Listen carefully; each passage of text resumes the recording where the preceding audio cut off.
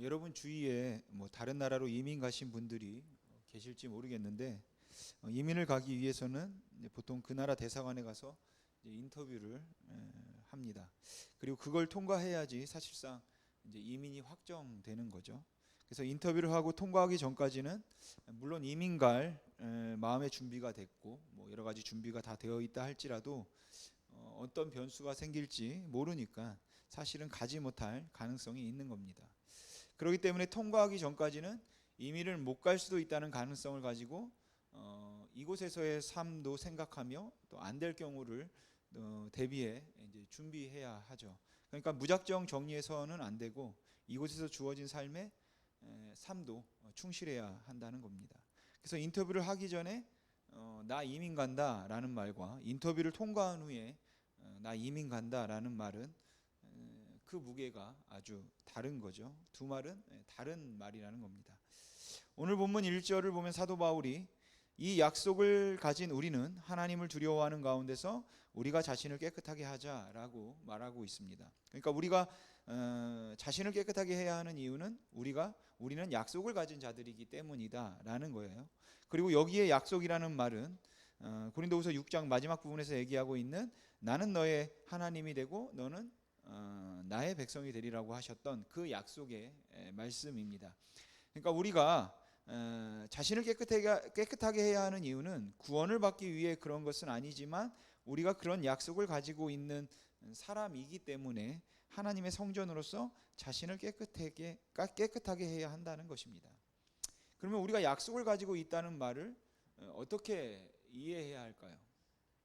이 말은 설교 앞에 말씀드린 것처럼 두 가지 경우로 이해할 수 있을 것 같습니다. 먼저 인터뷰를 통과하기 전에 이민 간다는 말, 그러니까 이민을 갈 수도 있다는 가능성, 즉 우리는 이미 하나님의 백성들이 된 사람들로서 우리가 하나님의 백성이 될 것이라는 약속을 가지고 산다는 말은 우리가 깨끗하게 잘 살면 하나님께서 우리를 하나님의 백성으로 삼아줄지도 모른다는 그러한 가능성에 의지해서 이 말씀을 이해해 볼 수 있습니다. 다른 하나는 또 인터뷰를 통과한 후에 이민 간다는 말, 즉 우리가 약속을 가진 자로서 자라는 말의 의미를 이미 보장된 것을 가진 사람으로서 마땅히 살아야 할 도리라고 이해할 수 있습니다. 여러분, 우리가 천국에 간다고 이야기할 때 천국에 갈지도 모른다고 생각을 하면 이 세상에서의 삶의 모습 이거 다 포기하면 큰일 나는 겁니다. 정말 완전히 망하는 수가 있다라는 것이죠. 천국에 갈지도 모르지만 천국에 안 갈 수도, 아니 천국이라는 것이 없을지도 모르기 때문에 우리가 천국이 없다고 할 경우에도 크게 손해를 보지 않기 위해서는 이 세상에 있는 것들에 대해서도 좀 더 붙들고 있어야 하는 겁니다. 왜냐하면 그것을 다 놓았다가 괜히 천국 없으면 완전히 이제 망하기 때문에 그렇죠. 결국 그것은 아직 갈지 안 갈지, 있을지 없을지 모르는 가능성이기 때문에 그렇습니다.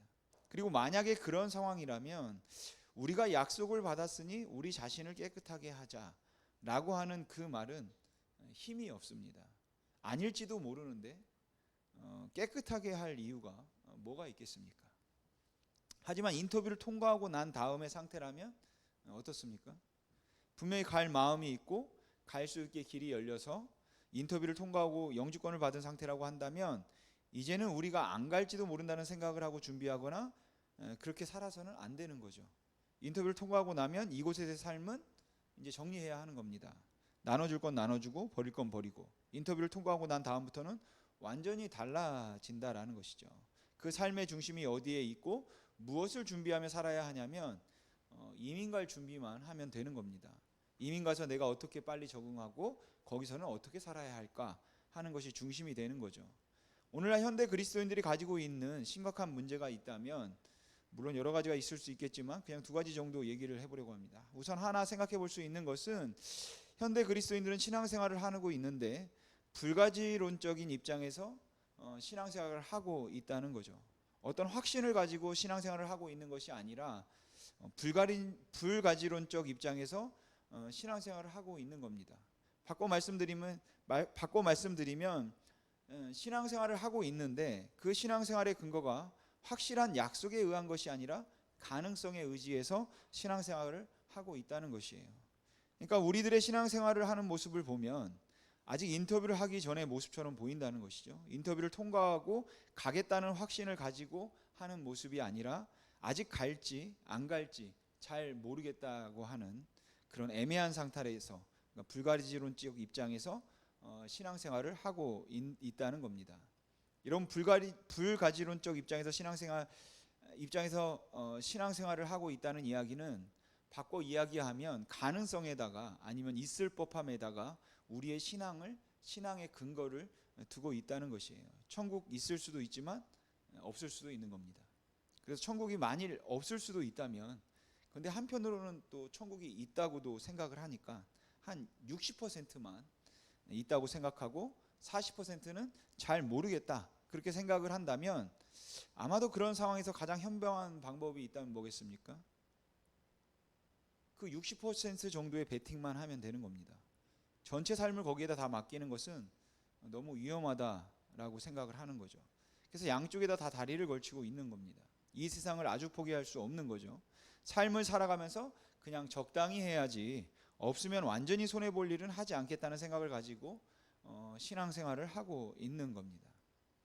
여러분, 지금 사도 바울이 우리는 하나님의 성전으로서 하나님의 백성이 될 것인데, 이 약속을 가진 우리가 이제 하나님을 두려워함으로 우리 자신을 깨끗하게 하자라고 말을 하는데, 이 약속을 가졌다는 말의 의미는 될지도 모른다는 그러한 이야기가 아니라 사실은 그 성령의 은혜 안에서, 은혜 가운데서, 구원의 은혜 가운데서 보장된 것이다, 그 이야기입니다.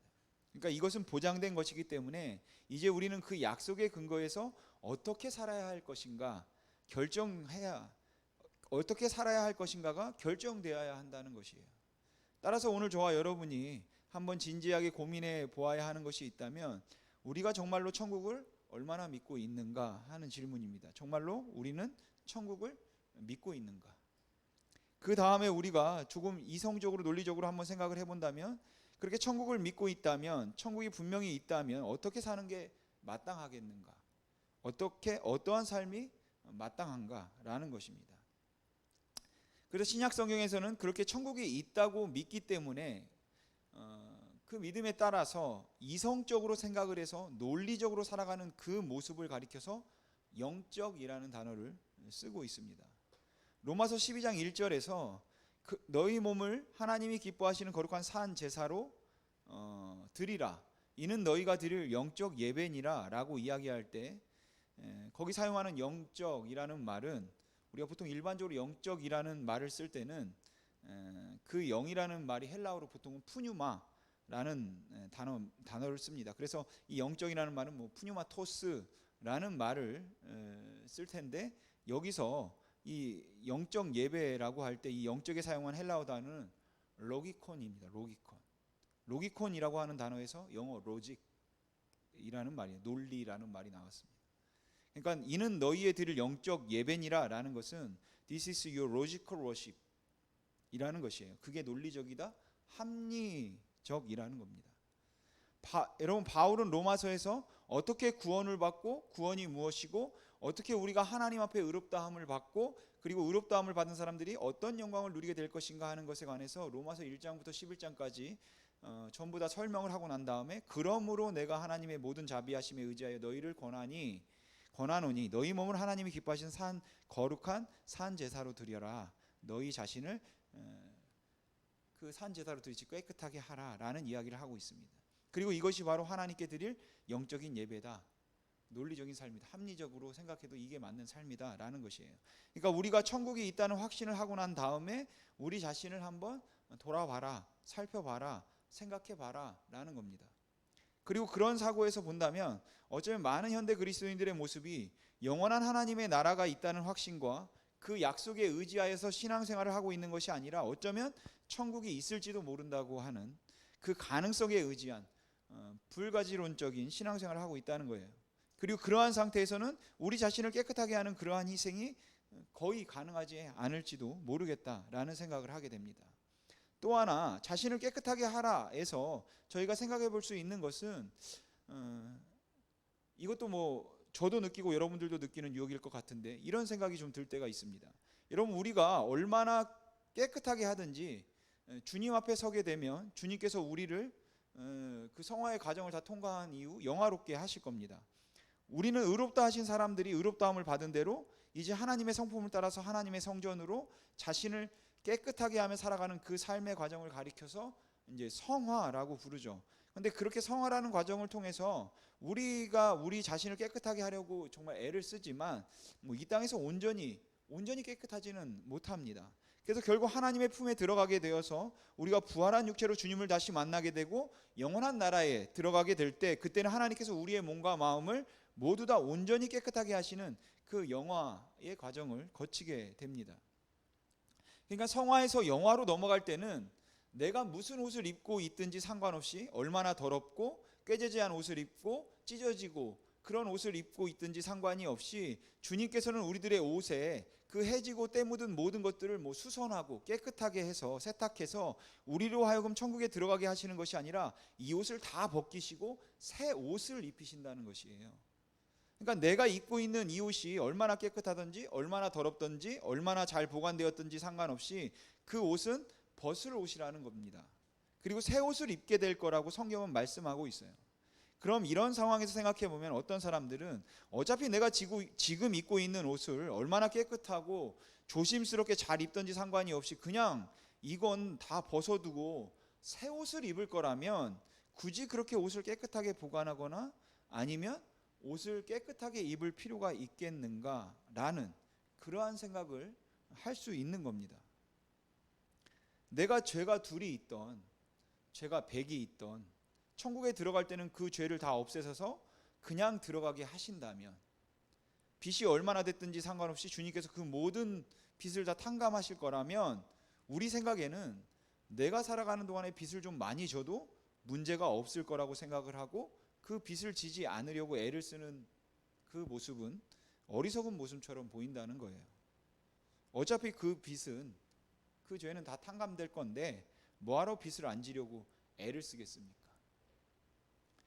2011년에 미국에서 한 기독교 라디오 방송을 운영하는 해럴드 캠핑이라는 사람이 계시가 아니라 성경을 연구한 끝에 2011년 5월 21일에 주님께서 재림하실 것이라고 주장했습니다. 그리고 그 주장에 넘어간 사람들이 있었는데, 그들 중에 어차피 주님께서 다시 오시게 되면 이 세상은 다 끝난다 라고 생각을 하고 신용카드를 가지고 마구 돈을 쓴 사람들이 있었어요. 어차피 주님 오시고 나면 신용카드로 빚으로 썼지만 다 없어지는 거니까 그 신용카드로 한번 마음대로 먹고 싶은 것도 먹어보고 사고 싶은 것도 사고 마음대로 써보자고 생각해서 돈을 막 쓴 사람들이 있었습니다. 근데 재림이 불반대였죠. 그 돈을 크게 쓴 사람들이 그래서 그 해롤드 캠핑의 말을 들었다가 망했다라고 고소하겠다고 했습니다. 여러분, 이들이 어떻게 보이십니까? 혹시 주님이 안 오셨으니까 이게 어리석은 거지, 만약 주님이 정말로 오셨더라면 그들이 진짜 똑똑한 사람이다, 그렇게 생각하십니까? 여러분, 이건 삶의 자세가 잘못된 것입니다. 그렇게 살아서는 안 되는 거죠. 우리가 주님께서 오실 때 우리의 모든 입었던 옷을 다 벗어버리고 그리스도의 의의 옷을 입을 것이다. 그러니까 내가 얼마나 더러운 죄를 지었던지 주님께서 나를 깨끗하게 다 씻어주실 것이다 라는 그 약속의 말씀에 대해서 오히려 사도 바울은 말하기를, 그러기 때문에 우리는 자신을 깨끗하게 해야 한다 라는 이야기를 하고 있다는 것입니다. 그리고 이게 바로 기독교가 가지고 있는 어떤 의미에서는 역설이라고 생각합니다. 하나님께서 우리의 죄를 다 용서하실 것이니까, 무슨 죄든지 다 용서하실 것이니까 죄를 짓지 말자, 그 말을 사도 바울은 하고 있는데, 우리는 때로 하나님이 모든 죄를 용서하실 것이라고 하는 하나님의 그 사죄의 은혜를 자꾸 악용하려 하거나, 그렇게 하나님은 무조건 사랑하실 것이기 때문에 내가 무슨 죄를 지어도 용서받을 거니까 라는 마음으로 지금 내게 좋은 그 충동대로 행하려고 하는 경우들이 종종 있다라는 것이죠. 근데 그것은 굉장히 위험하다라고 생각합니다. 물론 그것 때문에 구원을 못 받는 건 아니겠지만, 지금 바울이 하는 이야기는 정말 그 거듭난 영혼들을 향해서 하고 있는, 그들이 가지고 있는 공통된 열망을 향해서 하고 있는 말은, 우리가 정말로 하나님 앞에서 약속을 받은 자라면 그 약속을 가진 자니 자신을 깨끗하게 합시다. 하나님께서 우리의 모든 죄를 다 용서해 주셨고 하나님께서 우리의 모든 죄를 다 용서해 주실 것이니 우리 깨끗하게 삽시다 라는 이야기를 하고 있다라는 것이에요. 우리가 이 땅에서 사는 동안에 어떻게 살든지 하나님께서 우리를 우리의 행위에 의해서 구원하시는 것이 아니라 하나님께서 그 그리스도의 은혜를 통해서 우리를 구원하셨으니 그렇게 놀라운 은혜와 사랑이 우리에게 임하였으니 깨끗하게 삽시다. 그런데 여러분, 이 말이 정말 힘이 되어서 여러분들에게 다가오십니까? 아니면 그 말보다 당신 그렇게 깨끗하게 살지 않으면 지옥 가 라는 말이 더 힘이 있어 보이십니까? 근데 사실 그리스도인들에게, 구원을 받은 사람들에게 당신 그렇게 살면 지옥 가 라는 말보다 우리를 끌어당기는 더 큰 힘은 무엇이어야 하냐면 우리가 은혜를 입었으니 그렇게 살지 맙시다 라는 말이어야 한다라는 것이에요. 그리고 이것이 바로 기독교가 가지고 있는 윤리적 동기입니다. 이것이 우리로 하여금 어떻게 깨끗하게 살까 하는 동기이기 때문에 우리의 의지에 의지하는 것이 아니라 은혜에 의지해서 우리는 깨끗하게 살아야 된다라는 것이죠. 그런데 그리스도인들에게 그 은혜가 빠지고 나면 율법적이 되거나 아니면 그야말로 아무런 힘이 없는 그런 모습으로 전락되는 것을 볼 수 있습니다. 여러분들은 분명히 천국을 믿으십니까? 그렇다면 천국을 믿는 여러분들은 천국 갈 준비를 어떻게 하고 계십니까? 오늘 사도 바울이 제시하고 있는 천국 갈 준비 하나는 무엇인가 하면 깨끗하게 살자입니다. 천국 갈 때 다 벗을 건데도 사도 바울은 말하기를 우리 천국 갈 준비 깨끗하게 살자, 우리의 영과 육을 깨끗하게 하자라고 이야기하고 있습니다. 그런데 그 말을 할 때 그 동기로 또 하나 이야기하는 것이 7장 1절에 보면 하나님을 두려워하는 가운데서 거룩함을 온전히 이루라는 것이에요. 여기서 하나님을 두려워한다는 말의 의미는 하나님을 향한 공포심을 의미하는 것이 아니라 하나님을 향한 경외심을 이야기하는 겁니다. 그러니까 여기서 말하고 있는 두려움이라고 하는 것은 하나님이 나를 지옥에 보낼지도 모른다든지 아니면 하나님께서 내게 재앙을 내려서 내 인생을 아주 고달프게 만들지도 모른다고 하는 그러한 두려움으로부터 비롯된 것이 아니라 사실은 그 하나님의 거룩하심으로부터 비롯되는 어쩌면 그 두려움과 강한 두려움, 존경심에서부터 오는 것이죠. 우리가 그 하나님을 정말로 사랑하고 존경하기 때문에 절제하는 삶을 살아가는 모습을 의미한다, 이렇게 보면 될 것 같습니다. 여러분, 하나님께서 피조물을 만드시고 특별히 인간을 만드시고 하나님께서 인간을 통해서 원하셨던 것이 있다면 그건 관계입니다. 관계. 하나님께서 정말로 원하시는 것은 관계인데 특별히 그 아들 예수 그리스도를 통해서 우리들을 양자로 입양하면서 하나님께서 우리들에게 원하셨던 관계는 주인과 종의 관계도 아니고 독재자와 그 백성의 관계도 아니고 서로 사랑하는 관계, 그 관계를 원하셨습니다.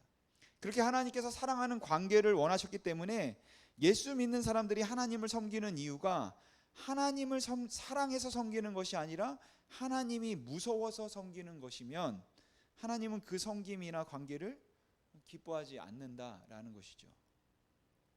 하나님께서 정말 원하시는 관계는 하나님에 대한 애정을 가지고 있는 하나님을 정말 사랑하는 관계라는 것이에요.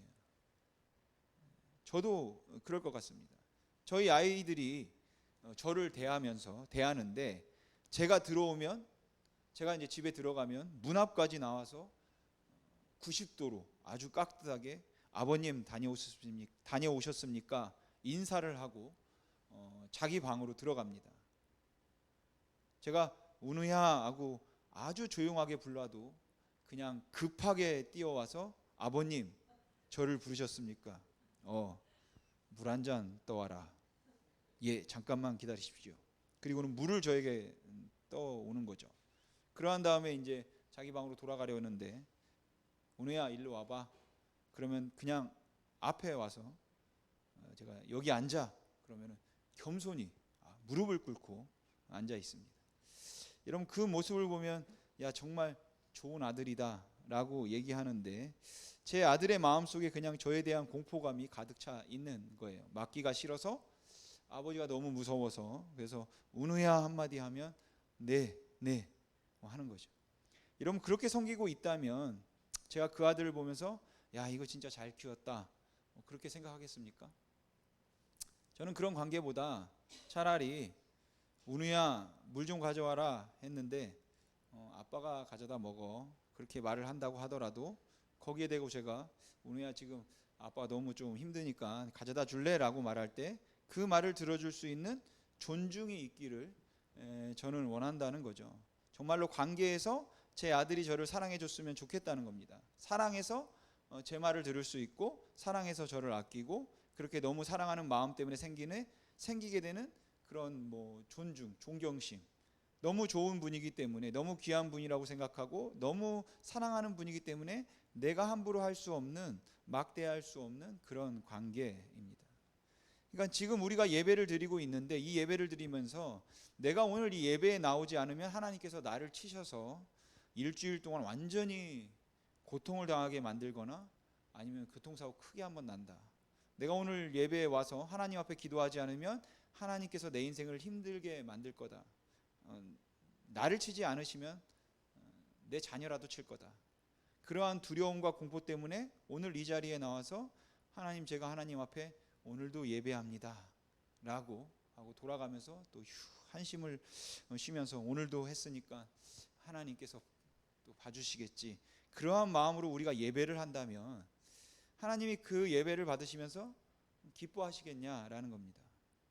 사실 하나님께서 우리들에게 원하시는 것이 있다면 그런 것이 아니라 정말로 하나님을 사랑하기 때문에 우리가 행하는 일일 겁니다. 그러니까 바울이 말하는 두려워함으로라는 말의 의미는 공포심이나 어떤 심판에 대한 그러한 두려움을 이야기하고 있는 것이 아니라 사실은 하나님의 거룩하심 가운데 우리에게 임했던 은혜와 그 사랑에 대한 표현이죠. 그 두려움으로 자신을 깨끗하게 하자. 그러니까 우리가 자신을 깨끗하게 하는 이 일은 철저하게 자발적인 것이라는 거죠. 이것은 우리의 속에서 비롯된 아주 자연스러운 우리의 그 사랑의 반응이어야 한다는 겁니다. 그러니까 제가 오늘 여러분들에게, 여러분들이 오늘 예배 안 한다고 하나님께서 여러분 때리지 않습니다. 오늘 빨간 날인데 늦잠 자도 됩니다. 여러분들이 그렇게 막 헌신적으로 하지 않아도 하나님께서 그 행위를 보고 우리를 사랑한 게 아닙니다, 그렇게 말을 하더라도 거기에 대고 그래요? 그럼 아무렇게나 살아도 됩니까? 라는 그 반응이 가능하지 않은 것이 사랑의 관계라는 것이에요. 그렇게 얘기하는데도 그래요? 정말로 그 주님을 제가 사랑하고 싶습니다 라는 것이 자연스럽게 나올 수 있을 때, 오늘 바울이 말하는 두려움 가운데서 그 하나님의 거룩하심을 따라서 우리 자신을 하나님의 성전으로 지켜서 모든 우리의 육과 영을 온전하게 깨끗하게 하고, 그래서 우리 자신을 깨끗하게 하자라는 말을 할 수 있다라는 것이죠. 바울은 그렇게 말하고 난 다음에 2절에서 마음으로 우리를 영접하라 라고 또 다시 이야기를 합니다. 그러니까 고린도 교회에 대해서 바울이 상처가 많다라는 것을 알 수 있죠. 아무튼 바울은 그 그리스도의 은혜와 사랑으로 우리가 우리 자신을 그렇게 깨끗하게 하신 그 은혜를 받고 거룩하고 깨끗하게 살기로 했으니까 이제 너희도 나를 영접해서 그 마음속에 미움이나 원망이나 아니면 섭섭한 마음을 다 털어버리고 이제는 우리가 서로 사랑하자라는 그 이야기를 하고 있습니다. 그리고 바울은 그렇게 자신을 깨끗하게 하는 방법 중에 하나로, 아니면 그 표현 중에 하나로 그가 하고 있는 고백이, 이게 정말 감동으로 다가오는데, 바로 그 고린도 교인들을 향해서 하는, 내가 정말로 너희를 전적으로 신뢰하고 너희를 위하여 자랑한 것도 많으니 내가 우리의 모든 환난 가운데서도 그걸로 인해서 위로가 가득하고 기쁨이 넘친다 라는 말입니다. 여러분, 고린도 교인들이 누굽니까? 바울의 그 사역 가운데서 바울을 가장 괴롭혔던 사람들이에요. 바울을 가장 힘들게 만들었던 사람들입니다. 그런데 그들을 향해서 바울이 내가 너희들을 신뢰하고 너희들을 자랑하고 참 자랑할 게 많다라고 말한다는 것입니다. 여러분, 이게 왜 감동이 되냐면, 오늘 우리의 삶의 현장에서 보면 우리는 믿음을 나누고 있는 형제들끼리도 조그만 실수에도 우리는 그 사람의 형제됨을 인정하지 않으려고 하는 경우들이 너무 많다라는 것이죠. 그냥 아무것도 아닌 일인데도 불구하고 너무 쉽게 사람을 포기하는 경향이 있다는 겁니다. 바울은 적어도 그리스도의 은혜 안에서 하고자 했던 것은, 그가 정말로 몸부림쳤던 것은 뭐 자기 동족들, 자기를 가장 괴롭히는 그 자기 동족들이었는데, 그들을 향해서도 정말 그들이 그렇게 괴롭고 힘들게 만들고 온갖 음해를 했던 사람들이라 할지라도 그들이 그리스도 안에 있으면 그들은 내 형제다, 그들이 형제라는 사실을 잊지 않으려고 했다는 것입니다. 우리는 조금만 틈이 생기면 순식간에 그리스도의 피를 나누고 있는 사람들이 원수가 되어버린다라는 것이죠.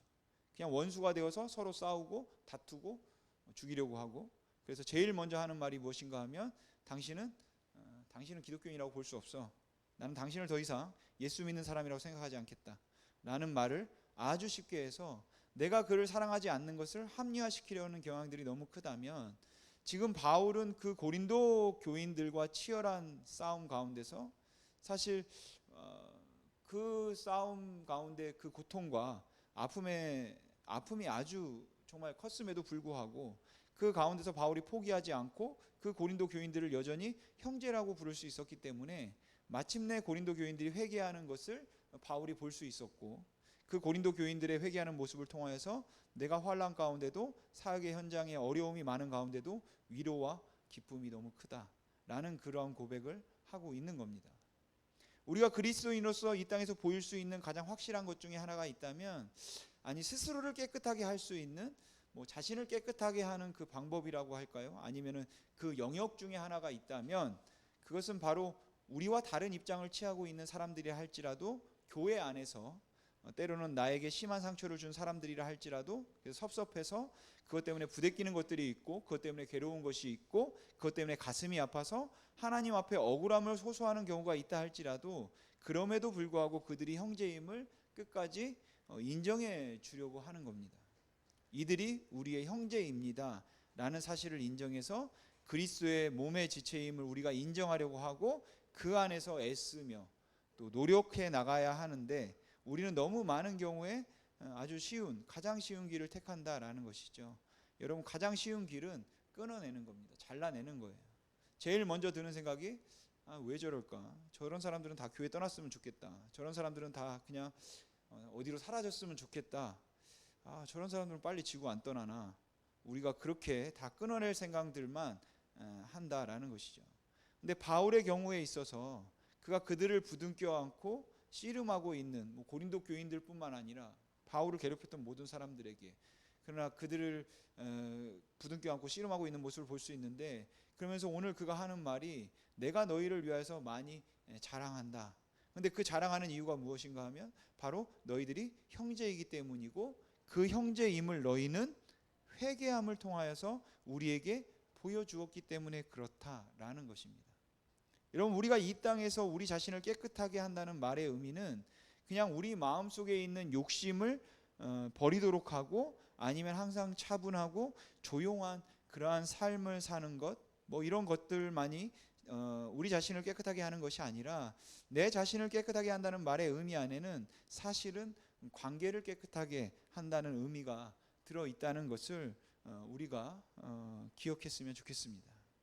바라기는 우리가 살아가면서 정말 모든 사람과 할 수 있거든 화목하고, 그리고 서로 좋은 관계를 그리스도 안에서 이어가려고 하여서 우리 자신을 깨끗하게 하는 저와 여러분이 되기를 주님의 이름으로 소망합니다. 기도하겠습니다.